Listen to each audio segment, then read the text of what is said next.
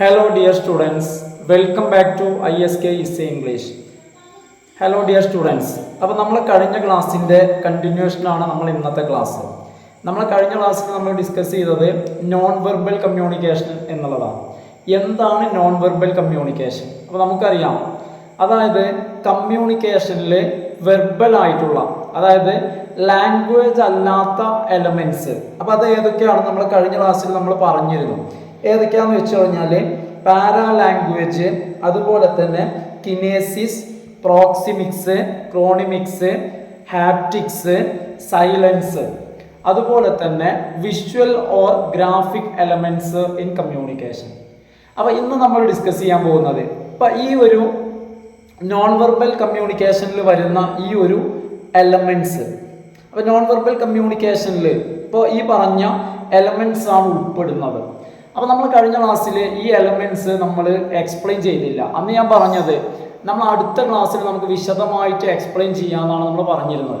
അപ്പോൾ ഇന്ന് നമ്മൾ ചെയ്യാൻ പോകുന്നത് അതാണ്. നമുക്ക് let us look at these in detail. നമുക്ക് ഡീറ്റെയിൽ ആയിട്ട് ഈ കാര്യങ്ങൾ എന്താ നമുക്ക് നോക്കാം. Paralanguage or vocalics refers to vocal and non-lexical features that accompany speech through which people show what they mean other than by the words they use. അതായത് വാക്കുകൾ ഉപയോഗിക്കുന്നതിന് പകരം ആളുകൾ സംസാരിക്കുമ്പോൾ, ആളുകളുടെ സ്പീച്ചിൽ ആളുകൾ ഉപയോഗിക്കുന്ന non lexical features. Non lexical എന്ന് പറഞ്ഞു കഴിഞ്ഞാൽ വാക്കുകളല്ലാത്ത, അപ്പോൾ വാക്കുപയോഗിക്കാത്ത, അതായത് നമുക്കറിയാലോ അക്ഷരങ്ങൾ ഉപയോഗിച്ചുണ്ടാക്കുന്ന വേർഡ്സ്, ഈ വേർഡ്സിനാണ് ലെക്സിക്കൽ എന്ന് പറയുന്നത്.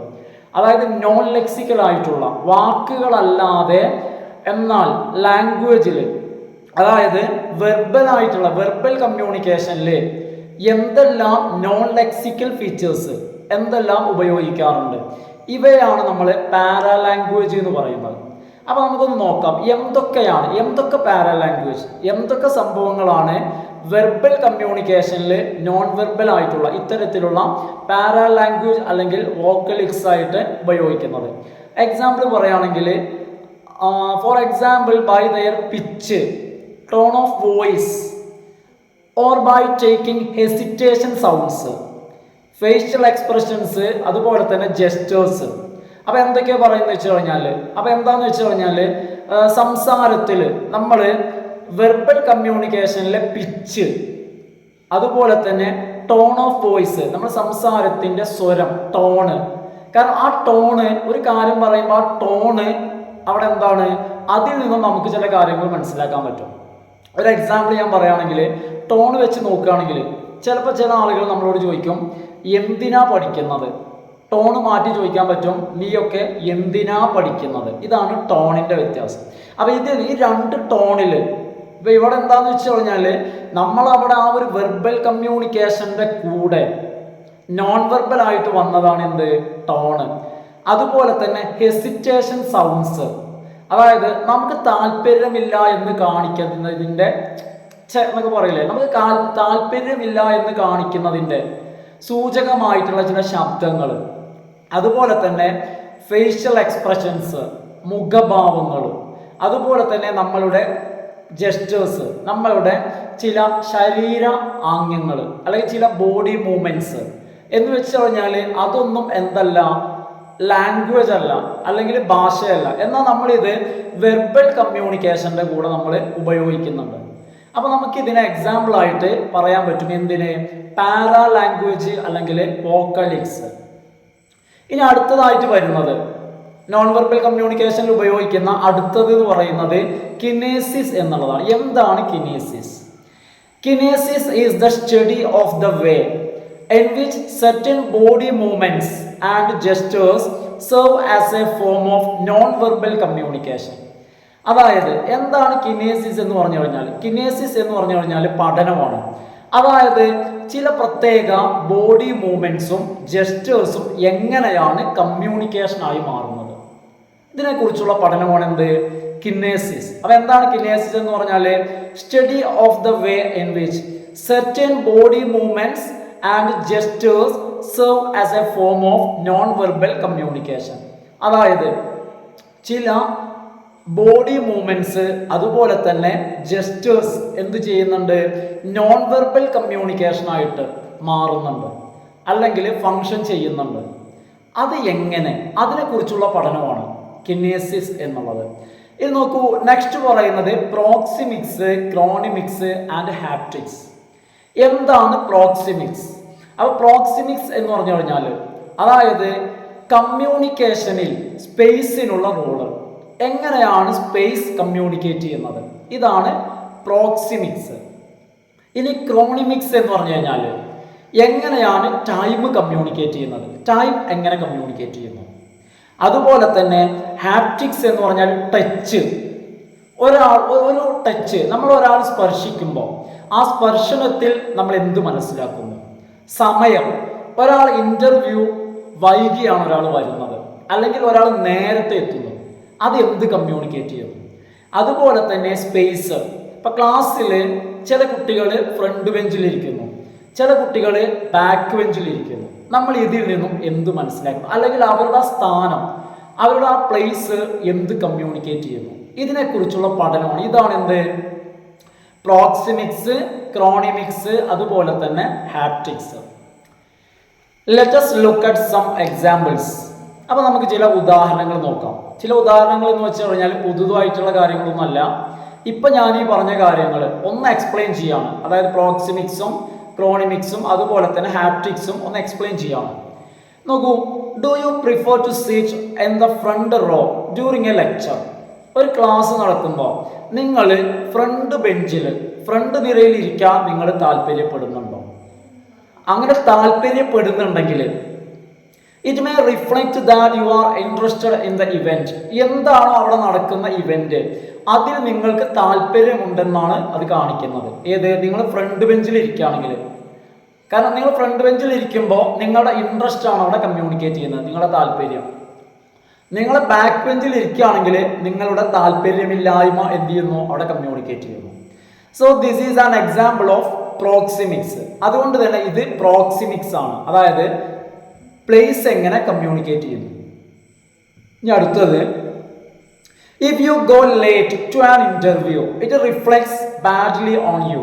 നിങ്ങളൊരു ഇന്റർവ്യൂ വളരെ ലേറ്റ് ആയിട്ട് എത്തുന്നു, നിങ്ങളെക്കുറിച്ച് എന്താണ് അവിടെ റിഫ്ലക്റ്റ്, എന്താണ് അവിടെ കാണിക്കുന്നത്, നിങ്ങളെക്കുറിച്ച് വളരെ മോശമായിട്ട്, അതായത് it gives A bad impression about you. നിങ്ങളെക്കുറിച്ച് വളരെ മോശമായിട്ടുള്ളൊരു ഇംപ്രഷൻ. അതായത് ഒരു ഇൻ്റർവ്യൂ എന്ന് പറയുമ്പോൾ നമ്മൾ നേരത്തെ എത്തണം, നമ്മൾ വൈകി വരിക എന്ന് പറയുമ്പോൾ നമുക്ക് എന്തുമാത്രം ആത്മാർത്ഥതയുണ്ട്, അല്ലെങ്കിൽ നമുക്ക് എന്തുമാത്രം പങ്ക്ച്വാലിറ്റി ഉണ്ട്, അത് നമ്മളെക്കുറിച്ച് വളരെ മോശമായിട്ടാണ് എന്ത് ചെയ്യുന്നത്, റിഫ്ലക്റ്റ് ചെയ്യുന്നത്. അപ്പോൾ ഇവിടെ ടൈം എന്ത് ചെയ്തു, നമ്മൾ വന്ന സമയം, അത് നമ്മളെക്കുറിച്ച്, നമ്മളുടെ കാഴ്ചപ്പാട് അവിടെ കമ്മ്യൂണിക്കേറ്റ് ചെയ്യുന്നുണ്ട്. So this is an instance of chronemics. അതുകൊണ്ട് തന്നെ ഇത് ക്രോണിമിക്സിനുള്ള എക്സാമ്പിൾ ആണ്. ഇനി വെൻ യു ഫീൽ സാഡ്, നിങ്ങൾക്ക് വളരെ വിഷമം തോന്നുമ്പോൾ, നിങ്ങൾ വളരെ ദുഃഖിച്ചിരിക്കുകയാണ്, വളരെ പ്രയാസപ്പെട്ട് വളരെ കഷ്ടപ്പെട്ടിരിക്കുന്ന സമയത്ത് A hug can bring you comfort. നിങ്ങൾക്ക് ഇഷ്ടപ്പെടുന്ന ഒരാൾ നിങ്ങളെ വളരെ ചേർത്ത് നിങ്ങളെ ആശ്ലേഷിക്കുന്നു, നിങ്ങളെ ഹഗ് ചെയ്യുന്നു. ആ ഹഗ് ചെയ്യുമ്പോൾ ഒരു ഹഗ്, അതിൽ നിങ്ങൾക്ക് എന്താണ് ഫീൽ ചെയ്യുന്നത്, അതെന്താ കമ്മ്യൂണിക്കേറ്റ് ചെയ്യുന്നത്, ആ വ്യക്തിക്ക് നിങ്ങളോടുള്ള സ്നേഹം, അല്ലേ? അവിടെയും അതവിടെ ഒരു ടച്ചാണ്. കാരണം നമുക്കറിയാം, നമ്മൾ ഏത് രീതിയിലുള്ള സ്പർശനമാണെങ്കിലും അതെല്ലാം ഓരോ തരത്തിലുള്ള കമ്മ്യൂണിക്കേഷനാണ് നടക്കുന്നത്. അപ്പൊ ഇത് എന്തിനുള്ള എക്സാമ്പിൾ ആണ്? This is what haptics talk about. ഇതാണ് ഹാപ്റ്റിക്സ് പറയുന്നത്. Non verbal communication is the most effective as a supplementing factor to verbal communication. Non verbal communication എന്നുള്ളത് നമ്മളിപ്പോൾ ഇതുവരെ ഡിസ്കസ് ചെയ്ത പാരാ ലാംഗ്വേജ് ആണെങ്കിലും കിനേസിസ് ആണെങ്കിലും അതുപോലെ തന്നെ പ്രോക്സിമിക്സ് ആണെങ്കിലും ക്രോണിമിക്സ് ആണെങ്കിലും ഹാപ്റ്റിക്സ് ആണെങ്കിലും ഇതെല്ലാം വളരെ ഇഫക്റ്റീവ് ആണ്. എന്തുകൊണ്ട്? ഇതെല്ലാം most effective as a supplementing factor to verbal communication. അതായത് വെർബൽ കമ്മ്യൂണിക്കേഷന് നമ്മൾ വാക്കുകൾ ഉപയോഗിച്ചുള്ള നമ്മളുടെ കമ്മ്യൂണിക്കേഷൻ, ആ കമ്മ്യൂണിക്കേഷനിൽ ഇവ സപ്ലിമെന്റ് ആയിട്ട് ഉപയോഗിക്കുമ്പോൾ, അതായത് പറയുന്ന കാര്യം ഒന്നുകൂടി വ്യക്തമാവാൻ, ഒന്നുകൂടി എന്ത് ചെയ്യുക, നന്നാവുന്നതിന് വേണ്ടി ഒരു എക്സ്ട്രാ ആയിട്ട്, ഒരു സപ്ലിമെന്റ് ആയിട്ട് നമ്മൾ ഇതിനെ ഉപയോഗിക്കുമ്പോൾ ഇത് വളരെ ഫലപ്രദമാകും എന്നുള്ളതാണ്. A good example of non verbal communication is the handshake. Non verbal കമ്മ്യൂണിക്കേഷന് വളരെ പ്രധാനപ്പെട്ട അല്ലെങ്കിൽ വളരെ നല്ലൊരു എക്സാമ്പിൾ ആണ് handshake. In most cultures a handshake means cordiality. അധിക സംസ്കാരങ്ങളിലും ഷെയ്ക്ക് ഹാൻഡ്, ഹാൻഡ് ഷേക്ക് എന്ന് പറഞ്ഞാൽ, ഷെയ്ക്ക് ഹാൻഡ് എന്ന് പറഞ്ഞു കഴിഞ്ഞാൽ ഒരു ഷെയ്ക്ക് ഹാൻഡ് കമ്മ്യൂണിക്കേറ്റ് ചെയ്യുന്നത്. നമുക്കൊരാൾ ഒരു ഷെയ്ക്ക് ഹാൻഡ് തരുമ്പോൾ എന്താണത് കമ്മ്യൂണിക്കേറ്റ് ചെയ്യുന്നത്? ആ വ്യക്തിക്കുള്ളിൽ, ആ വ്യക്തിയുടെ മനസ്സിനുള്ളിൽ നമ്മളോടുള്ള സ്നേഹം, ആ സ്നേഹമാണ് ഷെയ്ക്ക് ഹാൻഡിലൂടെ കമ്മ്യൂണിക്കേറ്റ് ചെയ്യുന്നത്. കോർഡിയാലിറ്റി എന്ന് വെച്ച് കഴിഞ്ഞാൽ അയാൾക്കുള്ളിലുള്ള സ്നേഹം. A firm and warm handshake can give a good impression of the person. നമുക്ക് ഒരു വ്യക്തി വളരെ ഊഷ്മളമായിട്ടുള്ള എന്നാൽ അതേസമയം തന്നെ വളരെ ഫേമായിട്ട് നല്ല സ്ട്രോങ് ആയിട്ടുള്ള ഒരു ഷേക്ക് ഹാൻഡ് നമുക്ക് തന്നു കഴിഞ്ഞാൽ ആ വ്യക്തിയെക്കുറിച്ച് വളരെ നല്ലൊരു ഇംപ്രഷൻ, വളരെ നല്ലൊരു അഭിപ്രായം അല്ലെങ്കിൽ വളരെ നല്ലൊരു മതിപ്പാണ് നമുക്കുള്ളിൽ ക്രിയേറ്റ് ചെയ്യുന്നത്. ഓക്കെ ഡിയർ സ്റ്റുഡൻസ്, അപ്പോൾ ഫ്രണ്ട്സ് നമ്മൾ ഇന്ന് ഇത്രയാണ് നമ്മൾ ഡിസ്കസ് ചെയ്യുന്നത്. അപ്പോൾ ഇതോടുകൂടി നമ്മൾ ഇന്നത്തെ ക്ലാസ്സിൽ നമ്മൾ നോൺ വെർബൽ കമ്മ്യൂണിക്കേഷൻ എന്ന് പറയുന്ന ടോപ്പിക്ക് നമ്മൾ കംപ്ലീറ്റ് ചെയ്തിട്ടുണ്ട്. അപ്പോൾ ഈ ടോപ്പിക്കുമായി ബന്ധപ്പെട്ടിട്ട് നിങ്ങൾക്കുള്ള സംശയങ്ങൾ, ഡൗട്ട്സ് നിങ്ങൾ എന്ത് ചെയ്യാം, ജസ്റ്റ് ഒന്ന് കമൻറ്റ് ചെയ്യാം. അതുപോലെ തന്നെ ഞാൻ സാധാരണ പറയുന്ന പോലെ ആദ്യമായിട്ട് കാണുന്ന ആളുകൾ ചാനൽ ഒന്ന് സബ്സ്ക്രൈബ് ചെയ്ത് സപ്പോർട്ട് ചെയ്യാം. Okay, thanks for watching.